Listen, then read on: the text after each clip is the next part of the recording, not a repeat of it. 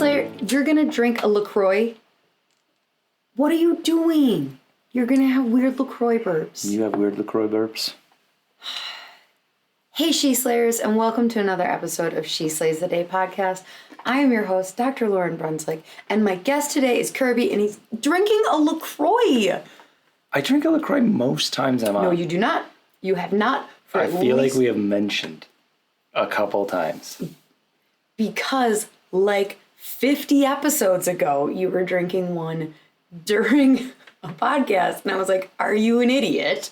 Do you not know that those cause burps? They do cause burps, but I will keep them in. You're going to piss me off. Oh my gosh, I'm going to burp so loud in the middle of the episode.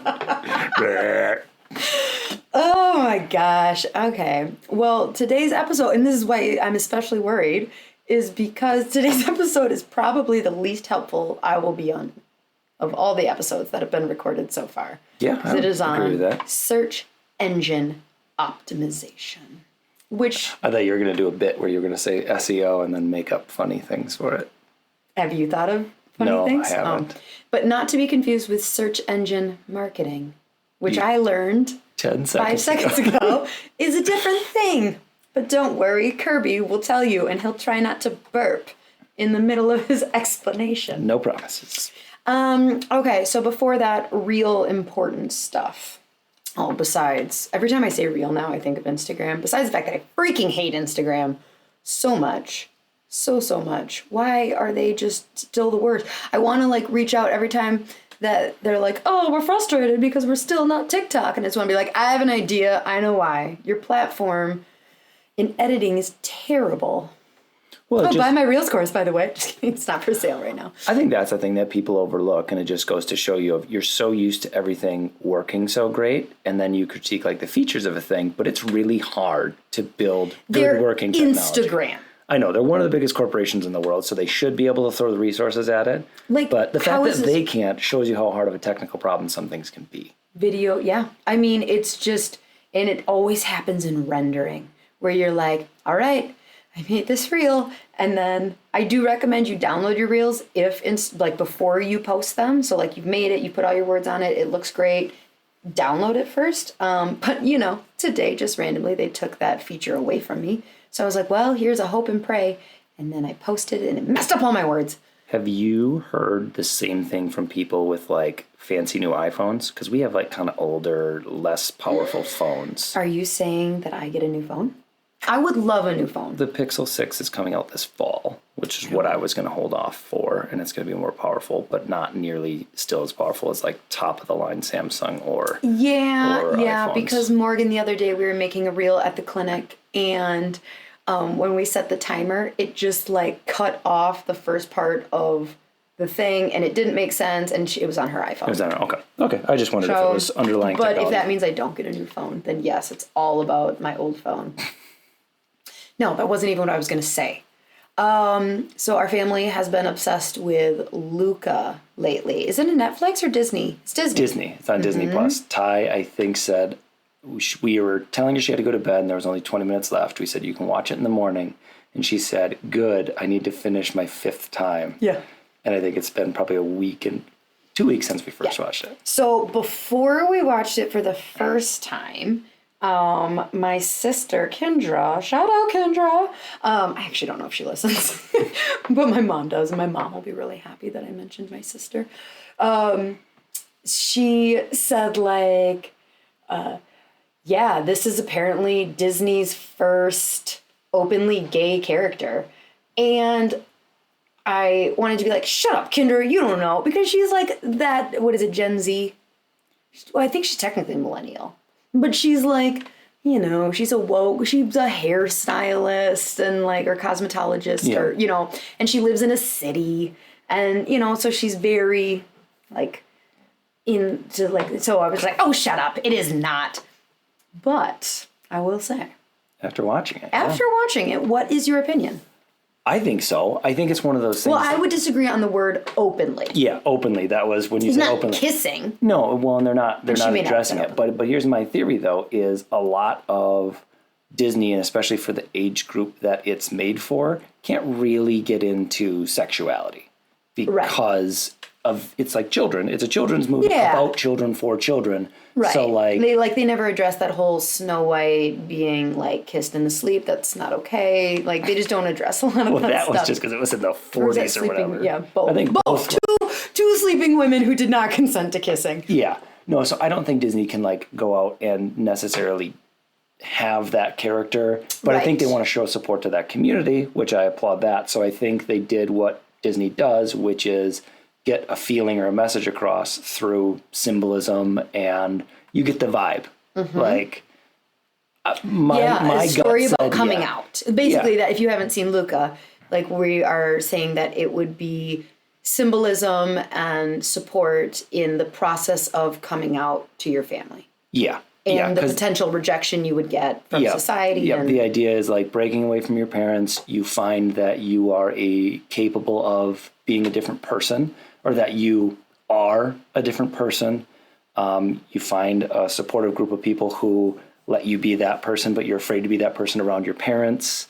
Like there's a lot your parents are storming around the city trying to find you and mad at you. I don't know. Maybe that one doesn't. I could see that of like if you have closed-minded parents who like you move to the city and you find like-minded or people who are similar to you and you're exploring your sexuality as a young gay person, like then if you had closed-minded parents, they might be storming around the city going, "This isn't you. Come back to us and live like us." No, I think it's beautiful. If it is, I just don't know that it's obvious enough that it's going to actually help a kid. I hope so. I hope some 12-year-old, and mom would be like, well, remember in Luca where he was like, didn't want to be the fish, but even though he was supposed to be the fish, like. Yeah, I hope people can take that away. Yeah. It is nice though, unless, then if you don't like Disney movies, then it's not for you. But I thought it was great. Yeah. Yeah, I think overall it's a good message of support and self-acceptance. So do you think, I'm just going to take this one step further. Oh, we should. So does that mean that we should, so we have 6 and 9-year-old girls who, does this mean we should use Luca as a talking point to be like, hey, do you see how this parallels with some struggles? Or is it just like, if you think your kid, see, that's what I think I was getting at, is like the kids that are watching it are often really young and not likely, but by the time they're like 9, 10, 12, 12, 15, 18, I don't know, then it's like, well, remember in that cartoon movie Luca? So that's just, or is it like planting a seed? I think anytime that there's a message of acceptance, love, and support, and you can apply that to whatever your situation is with your family, or just talk to your family about loving and accepting people for who they are and letting people make their own choices, is always good. And it's what we try to do with our kids. Like, we don't necessarily take every single issue and sit them down and talk to them about every single issue. We haven't even, had a lot of birds and bees stuff with Charlie. We haven't talked. We are actively avoiding it, actually. She's asked twice. Yeah, and we have to do that. If you have advice. Yeah, if you have kids who are a little bit older than ours, or you've had a good talk, let us know what to do. She's a little scientist. I think we can just be very clinical about it and explain. And I think she'd accept it if you can get through the squirminess. Yeah, for sure. It's not great at hard conversations. One last thing, completely irrelevant story, is I got Kirby hooked on correcting people on Further Farther. And you know what? I think we just need to have this conversation right now for all the listeners so they too can stop being idiots and messing up. Okay, farther is a distance, measurable distance. Kirby is sitting farther away from me right now than the microphone. Kirby's ball went farther than mine in golf. Far. It's a distance. Okay. Further is not a fancy way. I feel like that's what people do, is they use further a lot because sounds a little British or fancier, and further, think furthermore. If you need to remember, furthermore is I am furthering this conversation by... So it's theoretical, not actual. Yes. So if you're enhancing a conversation... I feel further from God lately because I haven't been praying. I am still the same distance from God up in the sky. in my heart, whatever. What if God migrated? I cannot get farther from God, but I can get further from God. What if you are, so if something feels farther away, so does the feels then make it, so the feels takes on the conceptual. I'm going to need a real example. So like, it feels like God is farther away. Or is it feels like God's further? I would literally say, are you talking about your relationship with God, or that you have to yell louder when you pray? Because if you're saying, hey, God, can you hear me now? Then you would say it feels like God is farther away from me. Okay. Does that make sense? Yep. It's distance. It's distance. So anyways, Kirby knows just enough now. And I have like Touretted all over him for the last 6 months. She can't help but correct people. I can't.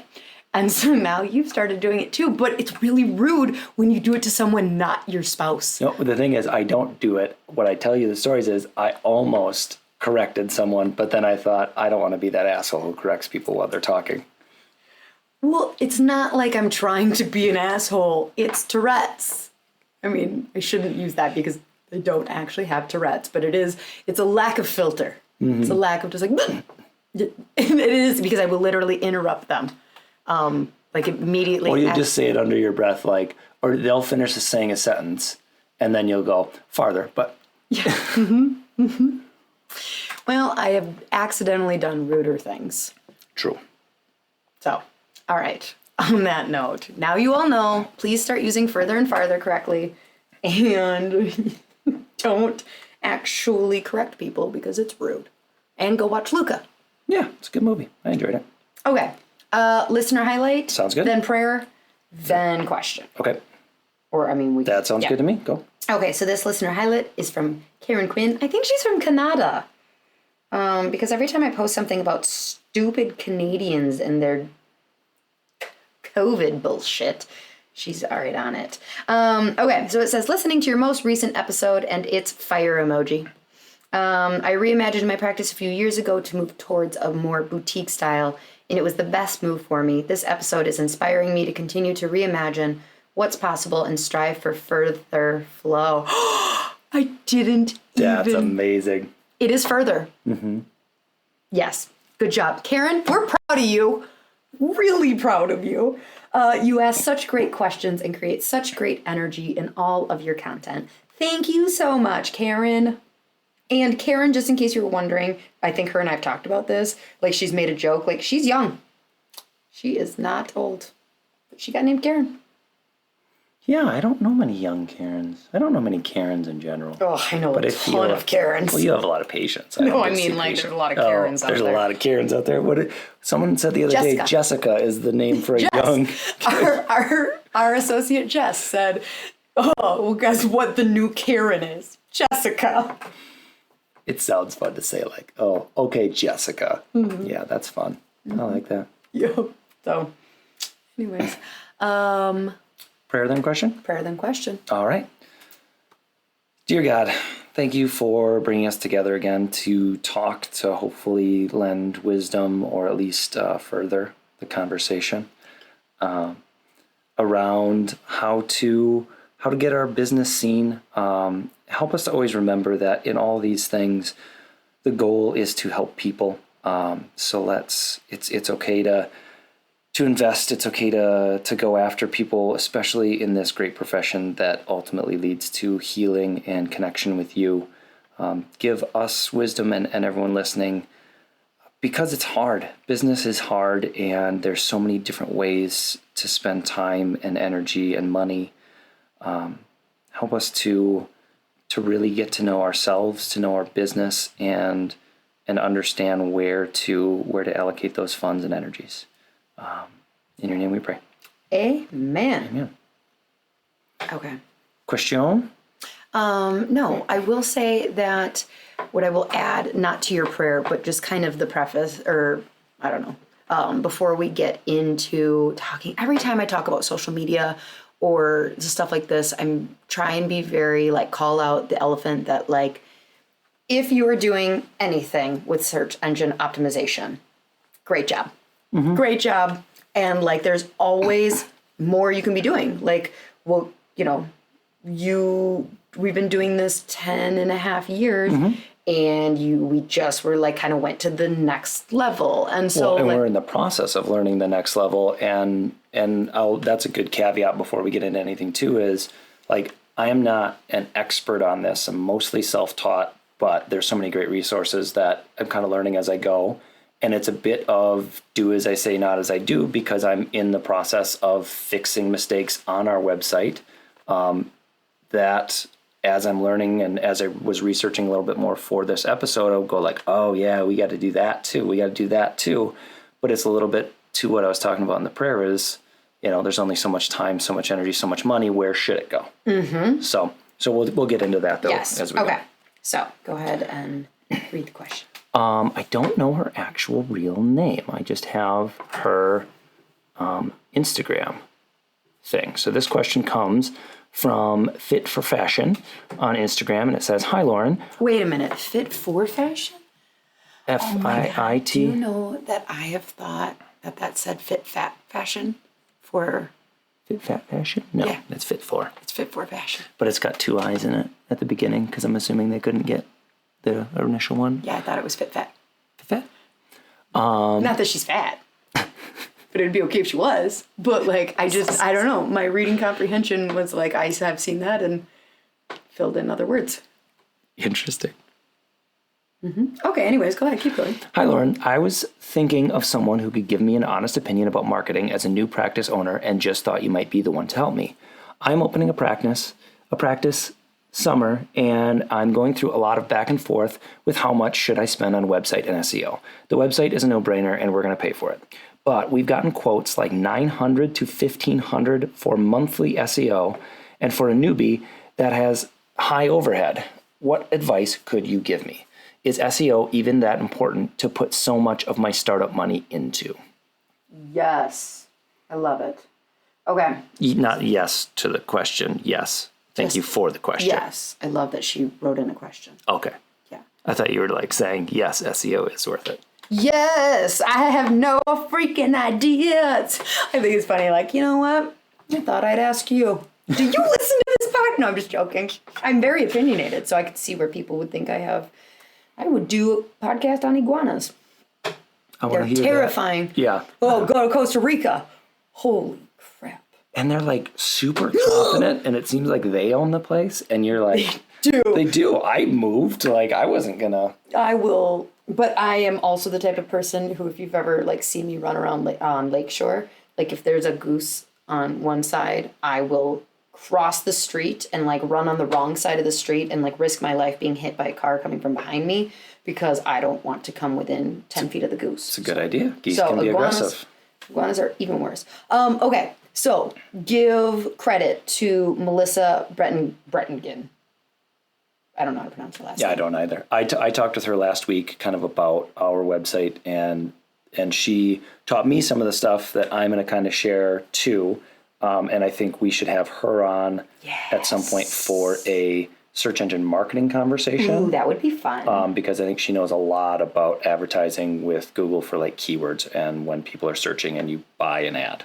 Okay. So I think she knows a lot about that, and she can probably add to what I'm going to say.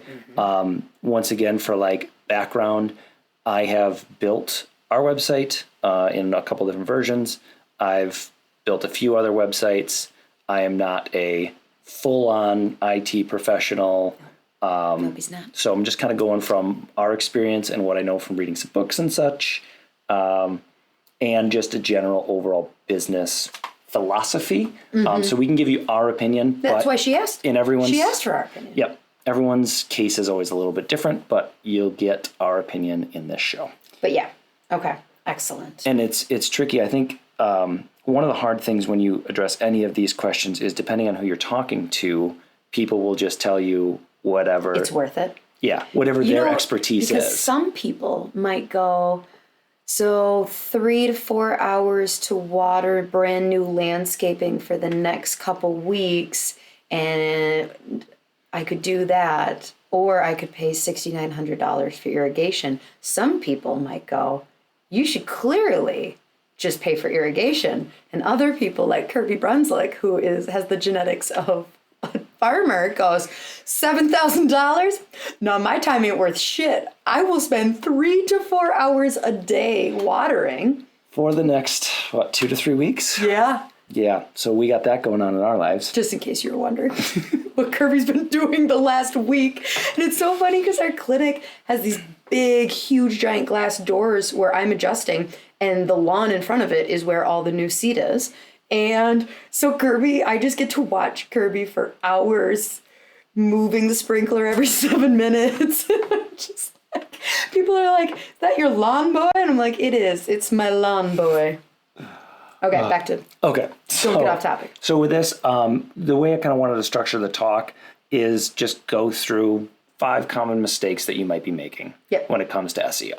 I like it. Sound good? I love it. Okay, and then you jump in, ask questions, and I'll do my best to answer. What is search engine optimization? Good question. Is that the first That's not knowing what it is? No, it's a good question. So SEO, search engine optimization, is about having your page show up in the organic search results for Google. Oh, so I already thought this was wrong. Okay, I thought this was like a Google ad. Nope, so this is not paid advertising. This is getting it so when someone searches the words that, if they're looking for a chiropractor, you show up in the top of the organic search results that you don't have to pay for. Got it. So in this case, you're paying someone else to optimize your site. And so a big part of what Google takes into account is it basically wants to deliver, that was a cough, not a burp. Just, Google wants to deliver the pages that people find relevant. So they want their search to be good so people keep using Google. So how they generally look at what's a relevant page is what other people have referred to. So that's citation. So like if you're on a list or several other websites linked to your website and those are trustworthy websites, Google ranks it higher. If people have searched before and clicked on your link and stayed there. Okay, hold on, go back. So like if the ICPA, which is a long-standing website that a lot of people go to, if I am on their website, that is going or to, if they are on my website, if they link to you. So they borrow relevance from, or they give relevance to certain sites. And if there's a high quality website that they know, like if you had an article written about you on CNN.com and they know that's a reliable website and it links back to your page. Is it though?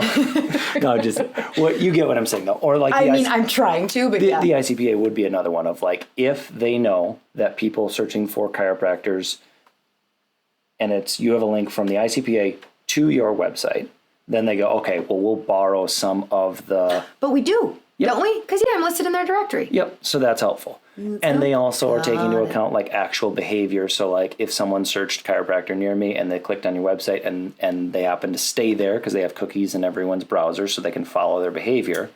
So we'll talk about cookies too. This is going to be the longest Lauryn learns conversation the internet. ever. Okay, yep, okay. So a cookie is something that's on your computer that's tracking your behavior. Okay. So if I deny cookies, does it just screw over the website I'm on, or does it limit me? Because all of a sudden in the last 6 months to a year, every website now is asking for me to accept cookies. And sometimes I'm like, no, I feel like I'm gonna see what happens if I say no. Yep. So is it just... It's one of those things that you're giving up your information. It's kind of like advertising or like with Facebook stuff. If you have your privacy stuff set really high, or people who go like, well, I'm not going to let Alexa know what I'm... No, I didn't burp. Try.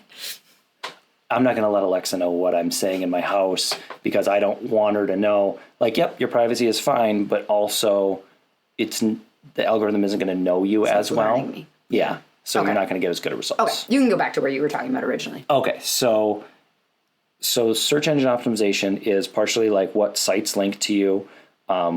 It's crawling the pages that you have to like find out what content is on there, what keywords are relevant. What are spiders? Spiders is just the program that's continually running. When you say crawling, like what? It's checking your page, taking all the data, and looking for what words show up a bunch so that when someone searches like colic chiropractor ? If you have a site that says I'm a chiropractor and I treat babies with colic, it goes, these two match up. And does it, if you have it multiple times, is that better?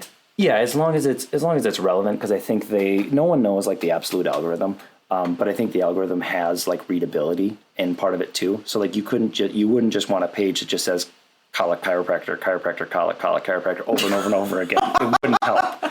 God, I hope that would convert, It used to be that way though, that people would keyword stuff their pages where like, you wouldn't want people to see you doing that, so you'd say I have a green background, and then you put in a green just font. like you do with hashtags on a story, but they don't do hashtags on stories anymore. They don't work, so you can stop doing it. But how you used to hide them, just like that. Okay, so stuff like that. So, so there's a lot of different things in the algorithm, and the algorithm's constantly changing. So that used to be that way, that you could keyword stuff and that would work, but they found that wasn't what. They weren't getting people to the sites they actually wanted. They were getting them to the sites that are scammy. Mm-hmm. So search engine optimization, a big part of it is having a good, relevant website that has a lot of information with a lot of the keywords that people might be searching for. Okay. And preferably, if you do have the ability to be referenced by other pages, is great. And you want, I'm trying to like not get too in the weeds. Basically, you want a really good website, and it sounds like she's having someone build her site for her. And so that's hopefully a good thing, but we'll dig more into that in a later point. So the first thing that I would say is a mistake people make when they think about SEO, and it's whether to consider SEO or to prioritize it at all or not. Yep. There's always a little bit of everything, but you need to understand how patients actually find you. So if you're thinking, I'm going to get to the top of the organic search results, and that's going to absolutely change my business, do a test for me. Search chiropractor near me and look at what pops up. Usually, the first two things are ads. So people who bought keywords of chiropractor near me are going to show up above you. Mm-hmm. They can't even see your, I don't think, depending on the resolution of your browser, you may not be what I would call above the fold. You may have to scroll to actually see the first organic result, because the first two things are usually ads.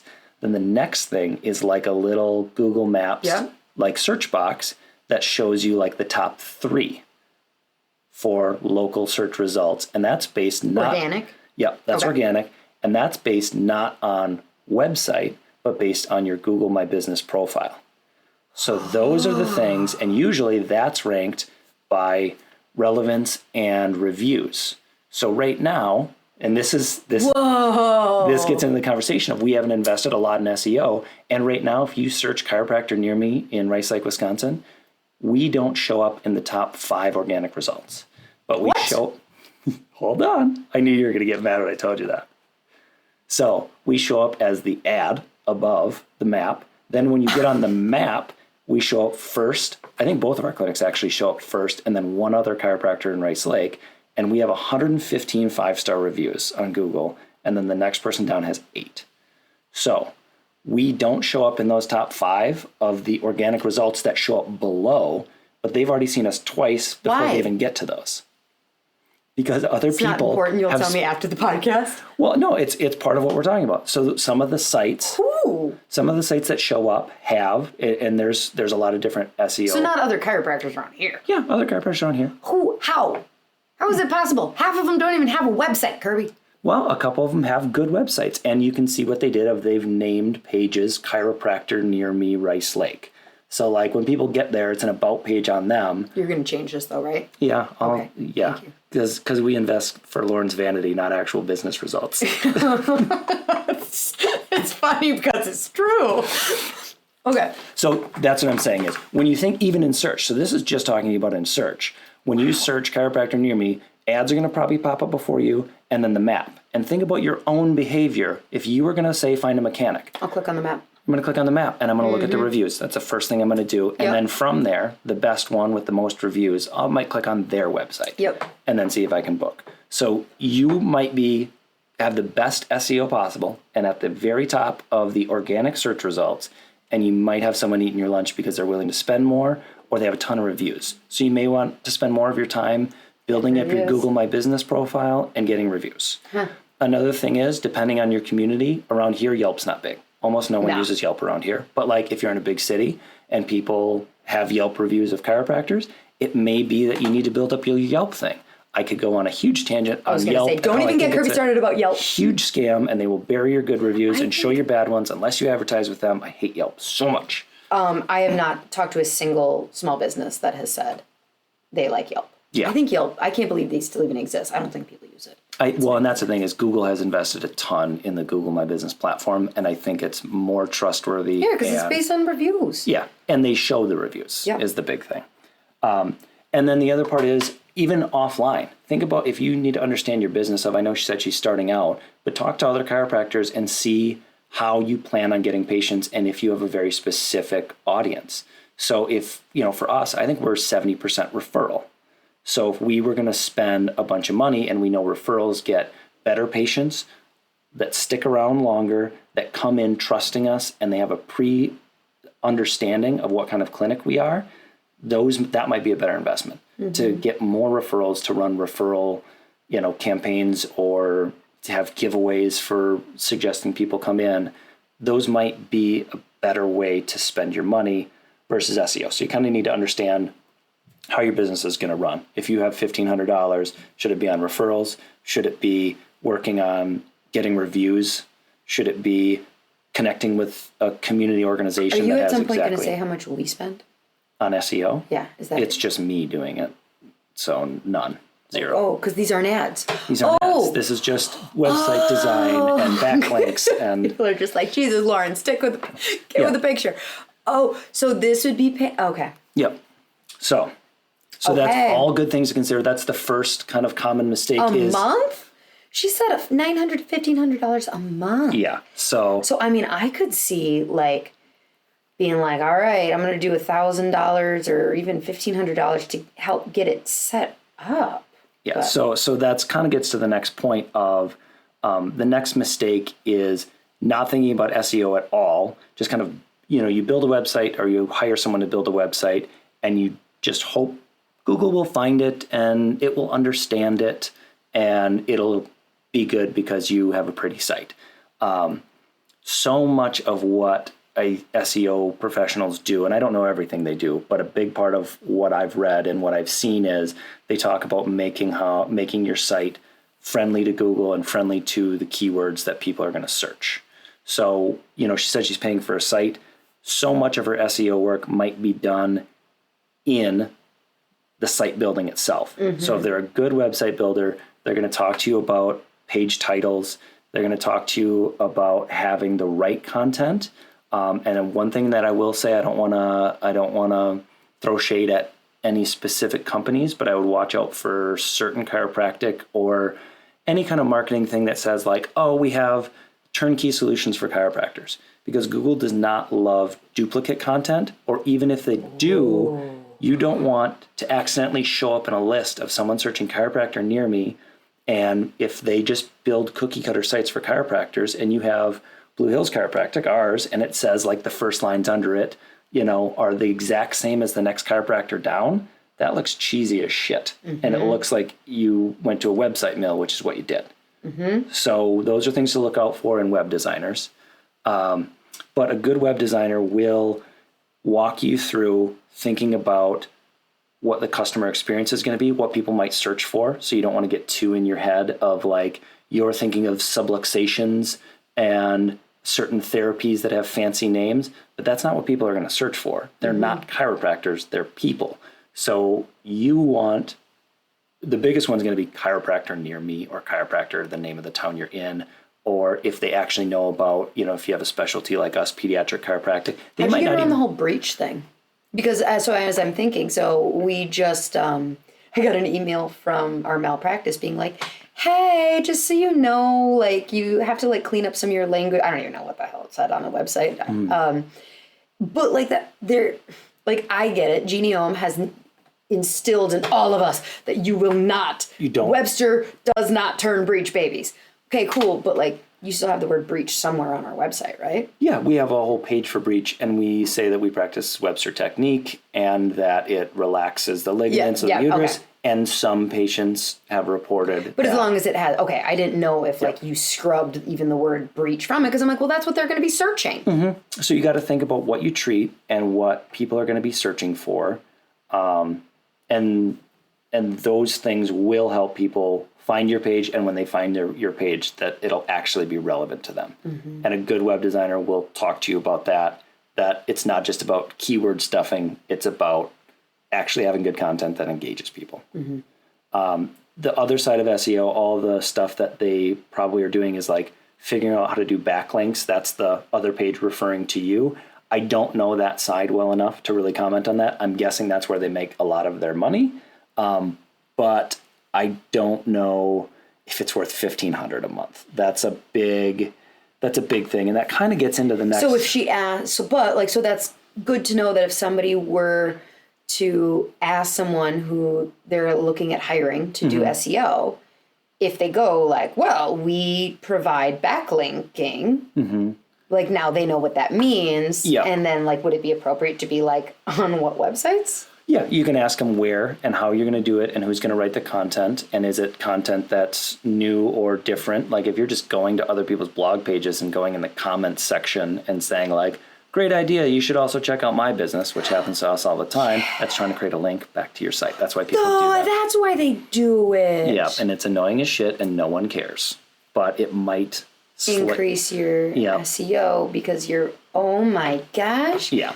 Those dirty bastards. Yeah, but the other thing that I would say is when you're talking to just an SEO company, find out exactly what they're going to do, because if they're saying like, we will make sure your keywords are relevant, we'll make sure your site names and descriptions and meta descriptions are all right for your customers, and your web designer is already doing that, then you can kind of go back to the SEO company and go, half of your value proposition is already done. What am I going to get for this? Mm-hmm. So that kind of gets into the next mistake, is paying too much for SEO, not using free tools, or paying for ongoing SEO when setup can be important. And sometimes just cleaning up your site and getting it to a proper state can be important, and that might be worth paying someone for. But what are they going to do on a month-to-month basis? What if they're too busy watering the lawn to do that? Then you might want to pay for someone. But you can pay for a cheaper someone, depending on what your needs are. There are people all over the world who know this stuff too, who might be able to be gotten for cheaper. And one of my favorite tools is Fiverr. Mm-hmm. So you go to Fiverr.com, it's 2 R's, Fiverr, and you just search SEO. And usually what makes it less expensive is a lot of the people who are doing the work are across the world. So people in the Philippines, people in Pakistan, people in India. And it's not like just some guy who doesn't know anything. Just in researching for this, I found a guy who will like optimize your site and do backlinking for like $200. And in his profile, he said, I'm pursuing my graduate degree in computer science and web design. It's just the labor market is cheaper. Yeah. And you can see reviews, again, like people who've actually worked with that person, not just you go to a website for a marketing company in the United States and you'll see like, look at our happy clients, like everyone does. You just see 4 reviews of someone who had a really great experience. You don't know if they lost 10 clients last month because they went, it was good for a couple months, but then it didn't seem like it was worth it. You don't get to see that. No. But on Fiverr, you might get to see like, he didn't respond to me for 4 days and it was an emergency. 2 stars. Okay. So okay, that's good. So, and those services can be a lot cheaper. So if you're worried of like at the beginning, if you have high overhead like she has, you can say, okay, maybe when I'm rocking and rolling, maybe it is worth it. But for now, I'm going to try a cheaper alternative and see if it works or not. Mm-hmm. And then if it doesn't, maybe I do need to invest more. But you get kind of that like, I'm going to dip my toe in. And you're going to explain how to tell if it's working or not, right? Well, you'll be able to see naturally of like if you just keep searching whatever keywords you are, you'll also be able to look at your site traffic. So when I talked about like free tools, Google has tools that you can check. I forget what they title it. Google Search Console, and you can just put in your website and it'll tell you what it knows. It'll say how many clicks. If you install on your website Google Analytics, you'll be able to see where people are coming from, which again is another big consideration for finding out if they're coming from and if you have a Google My Business profile, it'll show you how many people viewed your profile and where they were from. So you can see where your traffic is coming from. Holy cow. If you are new to this, like, you have to, there's so many pieces. Yeah. And if she's having her website built, I think these are things that a web developer is going to talk to you about. And if you're doing it on your own, there are free tools within whatever thing you're building. So if you're in Squarespace and you're building a simple website, they're going to have fields for you to look at for, like, what do you want this page description to be? Don't leave those things blank. That's what the spiders are crawling. Mm-hmm. Write something good in there, because that's what will show up on a Google search. Okay. And if you're putting a picture in, it'll have a space for a description. Fill that description in. Remember, it's a computer, it can't see. Well, they are getting a lot better at recognizing images. I think that was a big aha thing that you said before we got on here, of just like, I'm a girl, I am all about aesthetics. And so when I look at a website, I'm just like, I just want it to feel a certain way. Mm-hmm. And so, like, I want these pictures, and I would totally skimp on actually filling. Yeah. So, like, if the top of your webpage or all of your webpage is a bunch of pretty pictures, and they're all titled, based on the camera, it says DSC_1045 because it was the 1045th picture on that camera. All Google is seeing on that is DSC 1045, and it means nothing to it. So you title it, Dr. Brunswick adjusting a child, and then in the description you say, a chiropractor adjusts a child for treatment for ADHD. And you can do that on. Yeah, because I was going to say, like, on Facebook, we couldn't say treating. No, one of the things that's nice too is it's just. So this is important. This when you're writing these descriptions that are not going to be visible on the website. So that's important. Yep. Like, these descriptions and titles to the pictures are not visible on the website. This is not the time to be politically correct, because so as a chiropractor, it is instilled in me. Webster does not turn breech babies. Mm-hmm. You do not cure anything. Yeah. You don't, even like chiropractors are like, don't say the word treat. Yeah. And it's like, I'm not allowed to say treat. It's like, no. I'll caveat that of, it is visible in your code. So if you have a really rigid state association or someone wants to come after you, they can say this. They can do. Yeah. I can look at the entire code of any website by hitting, I think it's Control-I, and you can see all the code behind. You just told the state how to do it. If that was all they needed. Damn it. And again, this is a thing I have to do a better job of on our site and it's also nice for people who are visually impaired. It's partially why those settings exist, is because if a computer is reading you what's happening on the page, it needs to say, like, image of a woman adjusting a child, treating him for ADHD, and then it reads the paragraph and all those things. Huh. Yeah, cool. There's tools for that. There is a lot of stuff. I was more not about the hearing impaired thing, but that's cool too. Mm-hmm. So yeah, I guess the whole point of the spending too much, so much of that depends on what else you're spending on, and what's the value of a patient, and how much it's called cost of acquisition, how much do you spend to get a single patient.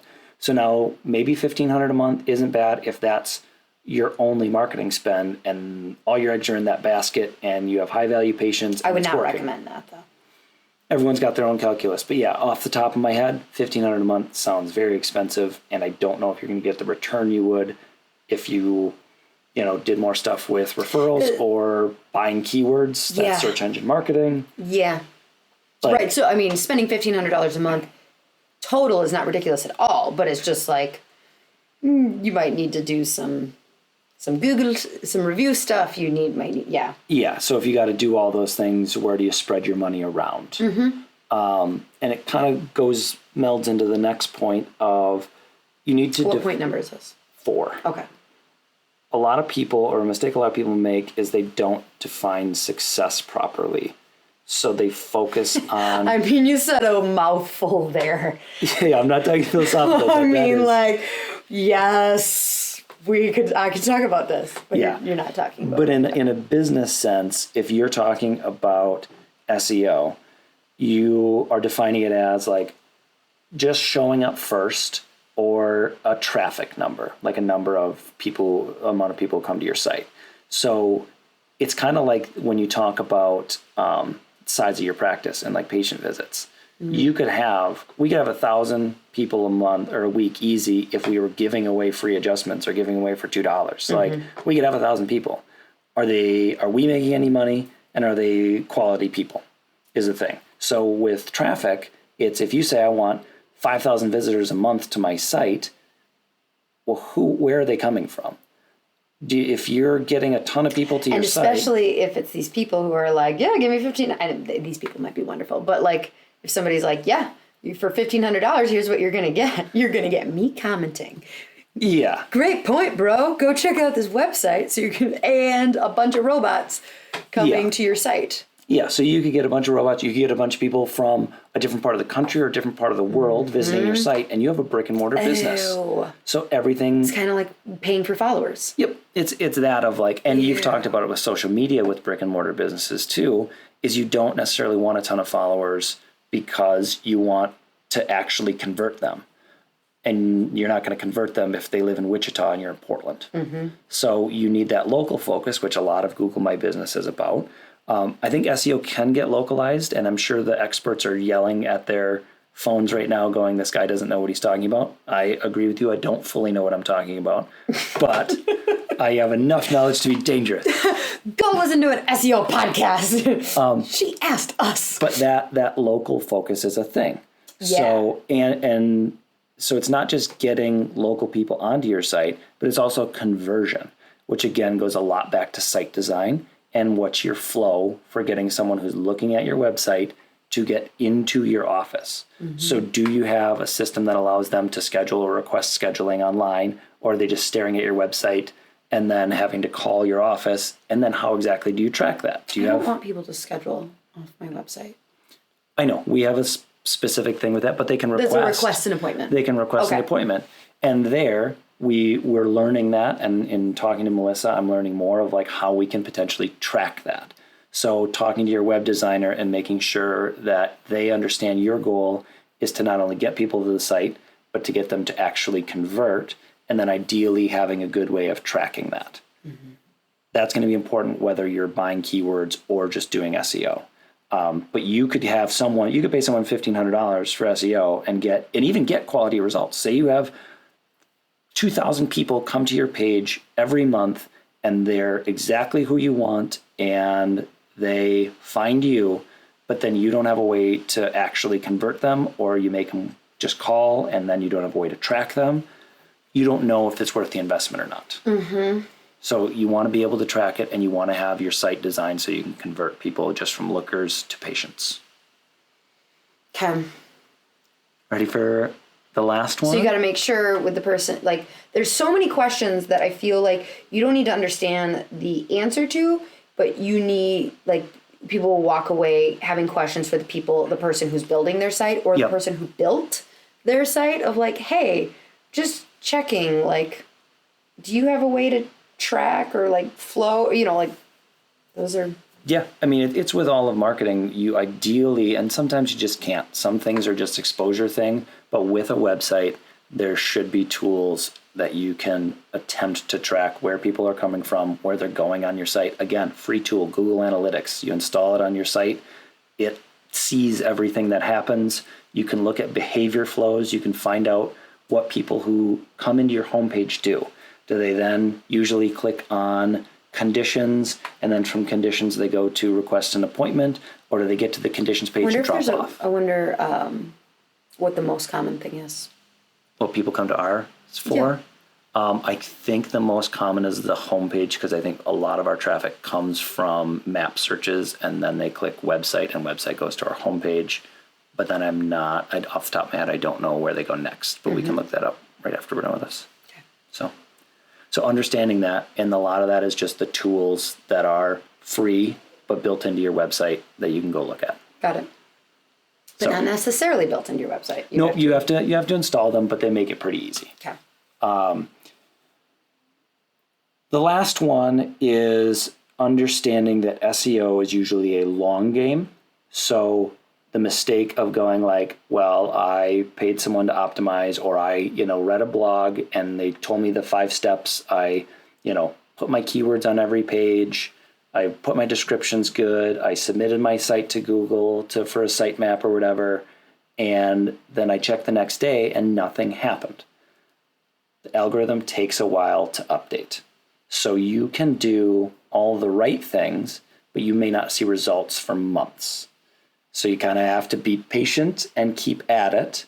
And that's really hard when you're paying someone a lot. And I'm sure that's the question that they get all the time is like, why isn't this moving? And then they have to go like, we're doing all these things. I promise you it's eventually going to. But SEO can take a lot longer. Whereas if you want immediate results tomorrow, you can, buy keywords, run a Google ad, buy some keywords, and you'll show up. They'll start testing and putting you in the mix of ads that show up for those keywords.